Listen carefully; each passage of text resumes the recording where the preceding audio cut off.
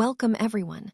I'm excited to kick off today's presentation with our first slide, titled Water, a Precious Resource. Today, we'll explore why water is vital to our lives, the challenges we face in preserving it, and what we can do to make a difference. So let's dive in and discover the importance of this incredible resource together. Let's take a look at our contents for today. First, we will start with an introduction to water, understanding what water is and why it's so vital. Then, we'll explore the different forms water takes in our environment, such as rainwater, surface water, and underground water. We'll see how the water cycle plays a crucial role in maintaining the balance of water on Earth. Next, we'll examine the various uses of water, whether in agriculture, industry, or our daily domestic needs, and discuss the sources from which we obtain water, like rivers, lakes, and oceans. We'll also look into surface water and underground water, understanding their significance and how they are interconnected. As we move along, we'll discuss the effects of water scarcity, especially on plants, and explore some causes of water scarcity in India, which is a pressing issue today. To address these challenges, we'll learn about the importance of conserving water and some practical water-saving practices we can adopt. Finally, we'll conclude with a summary of key points and engage with a fill-in-the-blanks activity to reinforce our learning. Throughout this presentation, I aim to connect these ideas to the overall importance of sustainable water management for our future. Today, I want to start by talking about something that's all around us and absolutely essential for life: water. Water is a natural resource, and it's vital not just for humans, but also for plants and animals. Without water, life as we know it simply wouldn't be possible. You might be surprised to learn that water exists in abundance on our planet Earth. It covers about 70% of the Earth's surface, which shows just how plentiful it is. But even with all this water, only a small fraction is freshwater that we can use directly. Understanding water's role and distribution is crucial as we explore how it impacts ecosystems, human life, and the importance of conserving this precious resource. So, as we move forward, keep in mind that water is not just a resource, but a foundation for life itself. Now, let's take a closer look at the different forms of water. As you can see, there are three main states: solids, liquids, and gases. Each of these states has unique characteristics that are essential to understanding water's role in our environment. For example, solids like ice have a fixed shape and volume, which is important in processes like snow formation and glaciers. Liquids, which include water we find in lakes and oceans, can flow and take the shape of their container. Gaseous water, or water vapor, is invisible and plays a key role in weather patterns and the water cycle. This diagram helps us visualize how water transitions between these states, which is fundamental to many natural processes and our daily lives. Recognizing these forms and how they change is crucial for understanding water's behavior and its importance in Earth systems. Let's take a closer look at the water cycle.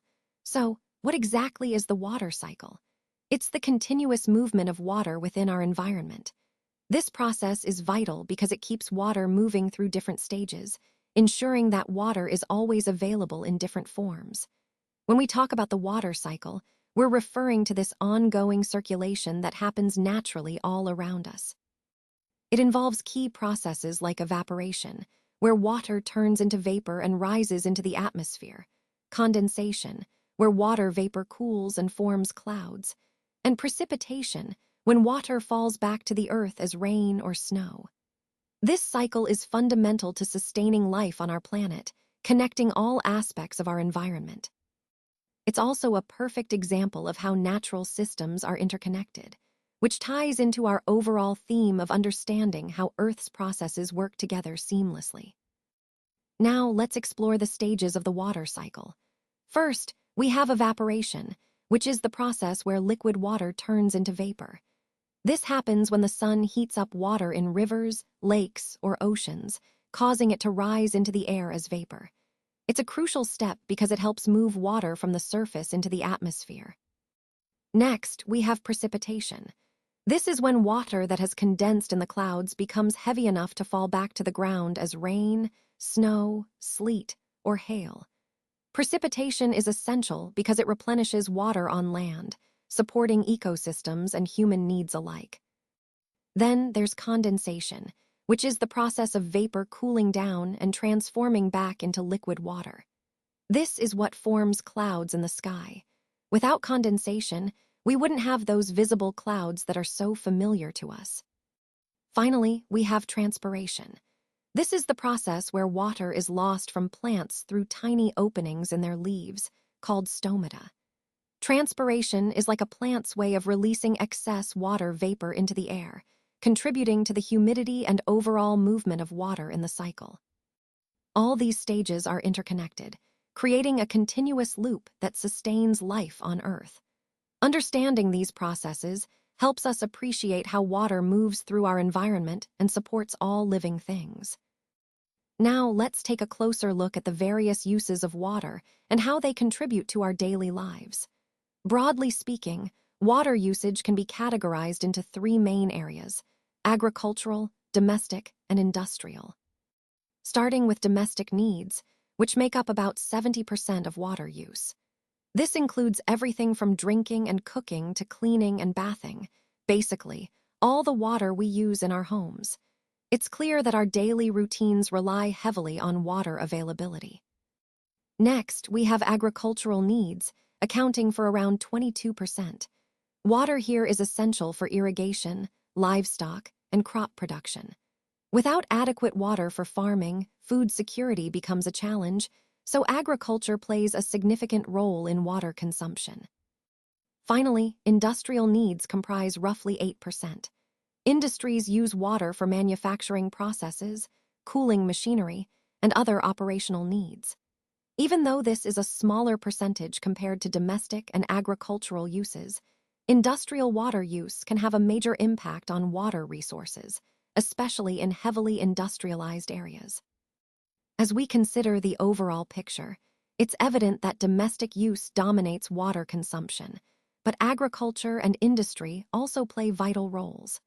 Understanding these distinctions helps us better appreciate the importance of managing our water resources sustainably across all these sectors. Water plays a crucial role in agriculture, as it's primarily used for irrigating fields. This irrigation happens through various methods like canals, pipelines, and drip systems, each suited to different crops and regions. Interestingly, nearly 60% of the Indian population depends on agriculture for their livelihood, which makes water use in farming extremely significant. In fact, around 90% of all water used in India goes towards irrigation purposes. This highlights just how vital water management is in supporting the economy and the well-being of millions.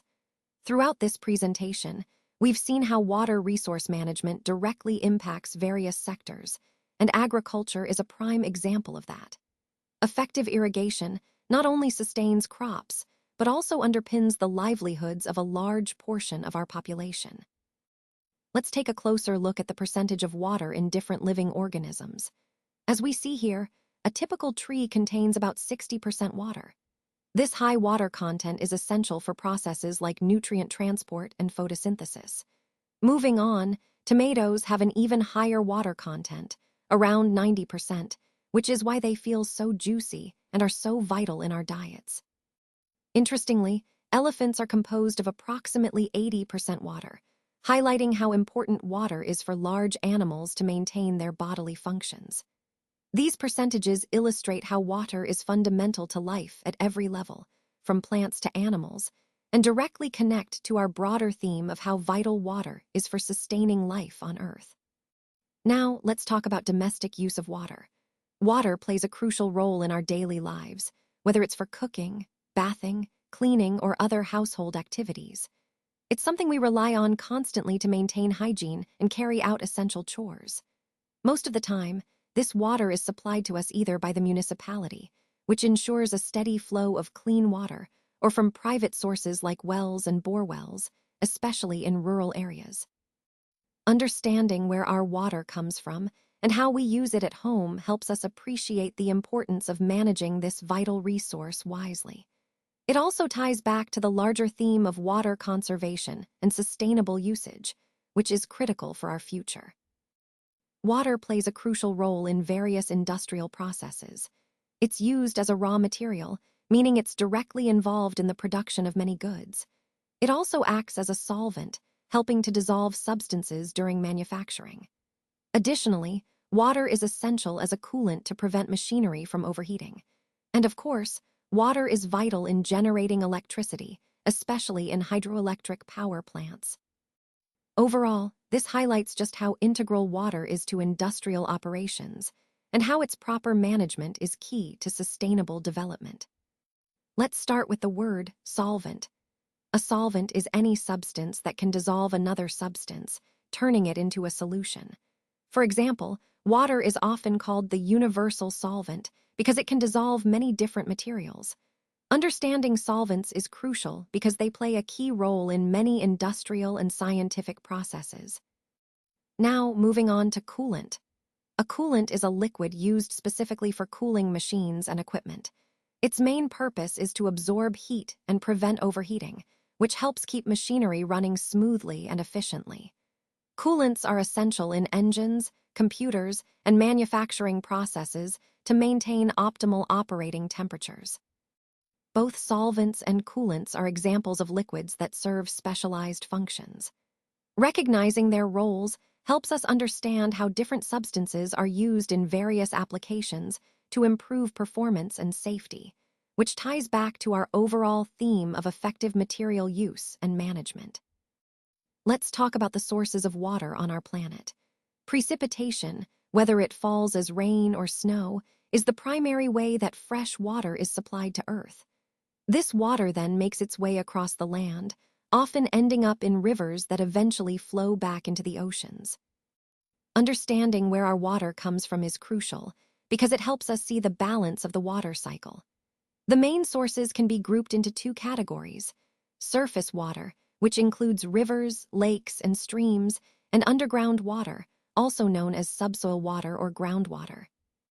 Both sources are vital for sustaining life, agriculture, and industry, and recognizing their differences helps us manage water resources more effectively.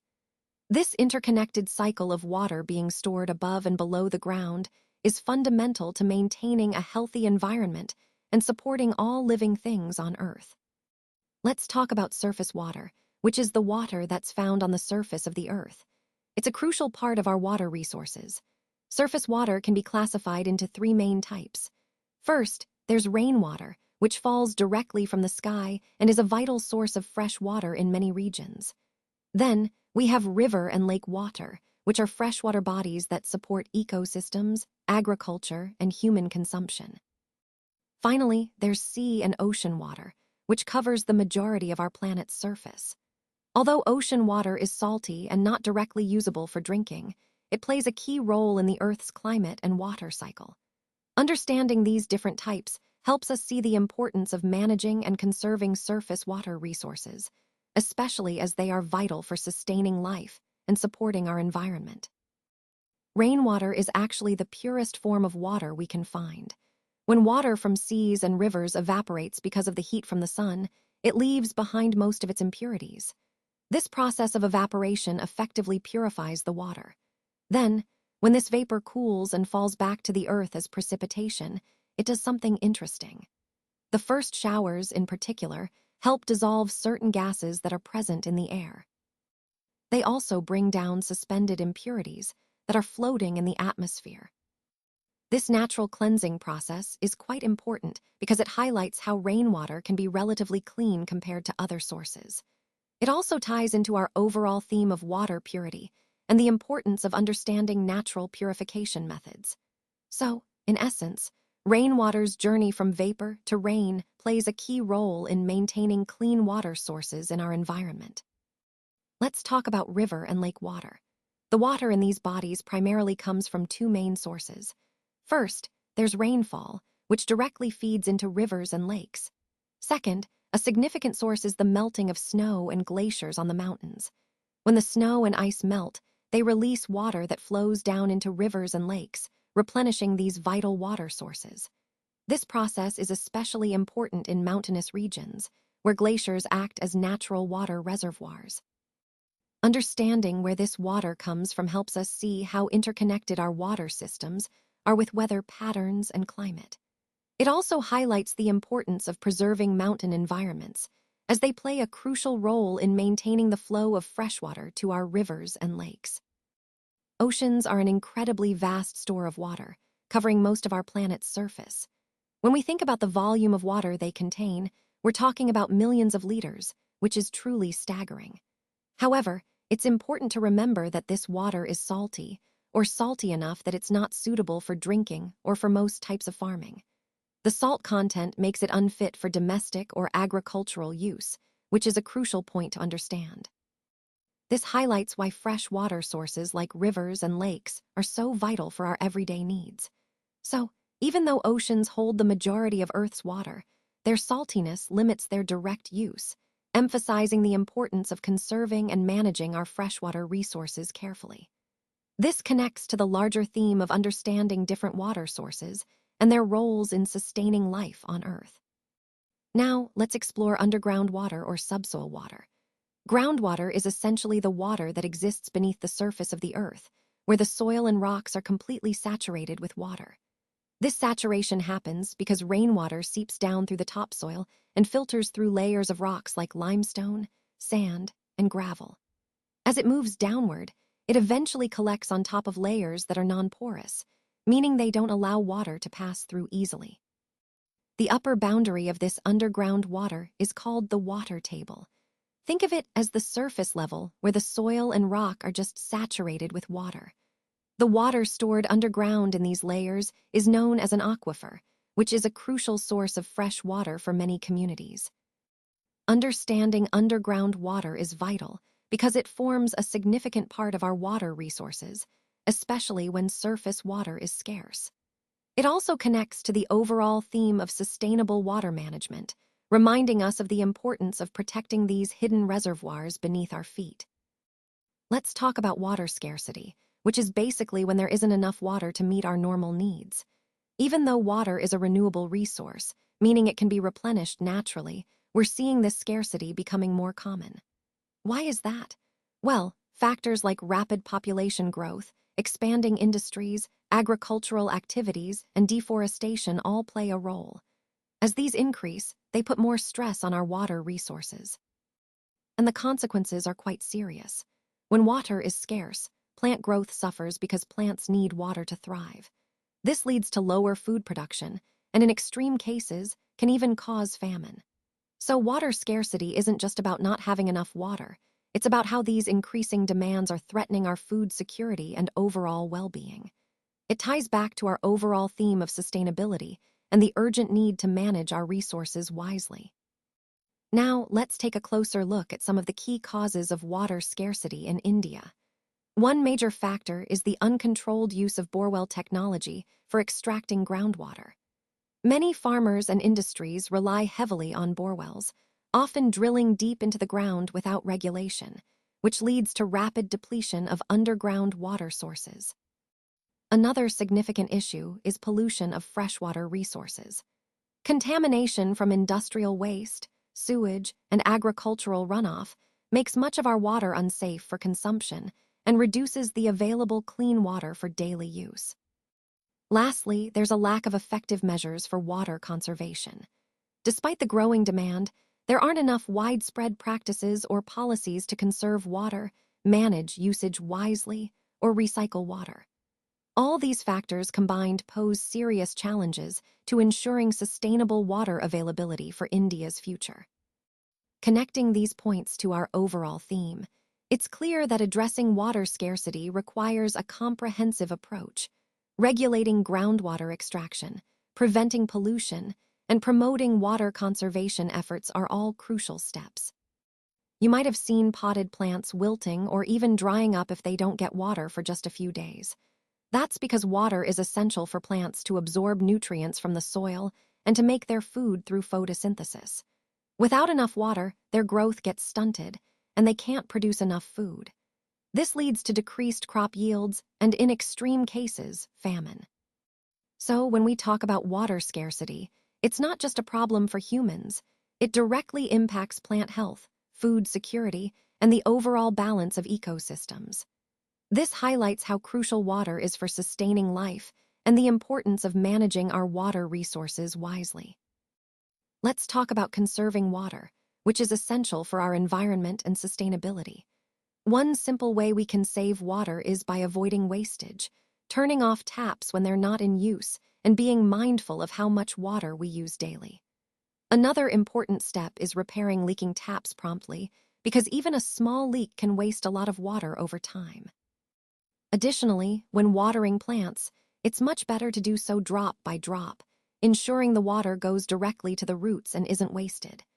These small actions, when done consistently, can make a big difference in preserving our water resources. Remember, conserving water is not just about saving a drop here and there. It's about protecting our planet for future generations. Now, let's talk about some practical water-saving practices that we can all adopt. First, households can make a big difference by promptly fixing leaks whenever they occur. A small leak might seem minor, but over time, it can waste a significant amount of water. Next, improving irrigation methods in agriculture is crucial. More efficient watering techniques help ensure that water is used wisely and that crops get what they need without excess runoff or evaporation. Recycling water is also incredibly important. Reusing graywater or treated wastewater can substantially reduce our overall water demand. And finally, rainwater harvesting is an excellent way to capture and store rainwater for later use, easing the pressure on our freshwater sources. All of these practices are vital pieces of the larger puzzle in managing our water resources responsibly and sustainably. Let's explore some interesting questions about water on Earth. First, which is the continuous circulation of water on our planet? Is it the water table or the water cycle? Yes, it's the water cycle. This cycle describes how water moves through different parts of our environment, constantly circulating in a never-ending process. Next, which type of water is considered the purest? Is it water from a lake or rain? That's right. Rain is generally the purest form of water because it comes directly from the atmosphere, with minimal impurities. Now, snow and frost, what type of water are they? Are they solid or liquid? Correct, they're solid forms of water. Snow and frost are frozen, which makes them solid.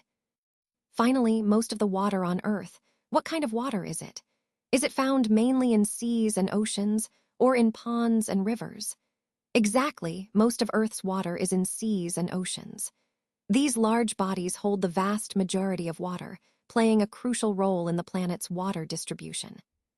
Connecting all these points, understanding the water cycle, the purity of rain, the solid forms of snow and frost, and where most water resides helps us appreciate how vital water is to our environment.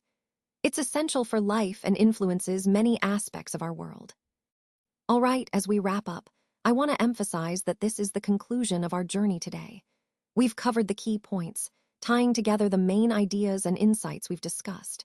Remember, the concepts we've explored are not just isolated facts. They connect to the larger picture of our overall theme. It's about understanding how these elements work together to drive success and innovation. Thank you for your attention and engagement throughout this presentation. This marks the end, but I hope it sparks new ideas and actions moving forward.